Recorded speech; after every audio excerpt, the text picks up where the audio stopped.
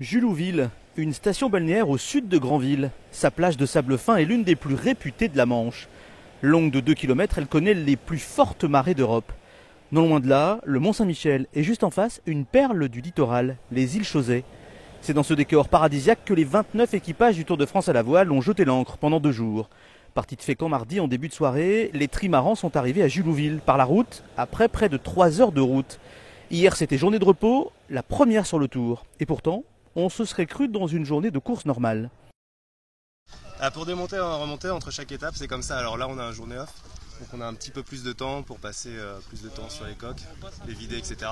Mais sur toutes les étapes, c'est comme ça. Il faut manutentionner et remonter le bateau. Ça dure combien de temps, le montage, démontage? Ça dépend en fonction du nombre des équipiers et du nombre de préparateurs.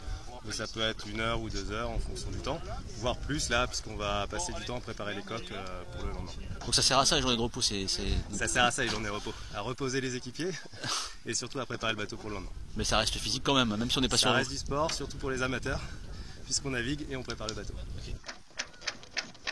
Ça commence à être pas mal, il reste 15 000.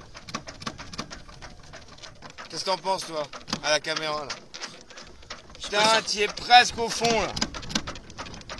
2000. Ouais, c'est bon là. Ah oui. Les équipages ont profité de cette journée de repos pour tout vérifier sur le bateau. Ils ont déjà plus de 5 jours de navigation et il faut être aux petits soins pour gagner de la vitesse. Là on a eu le droit à monter qu'à partir de 15 h les bateaux et on a un peu de bricolage à faire aussi. Parce qu'après 5 jours de nave intensive avec des conditions, avec un peu de vent les 2 derniers jours, il y a un peu de bricolage aussi à faire. En fait, tout ce que vous faites là sert à gagner de la vitesse aussi.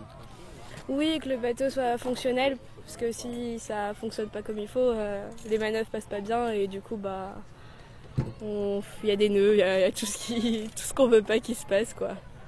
Après cette journée de repos très sportive finalement, place aujourd'hui au raid côtier, sous le soleil cette fois.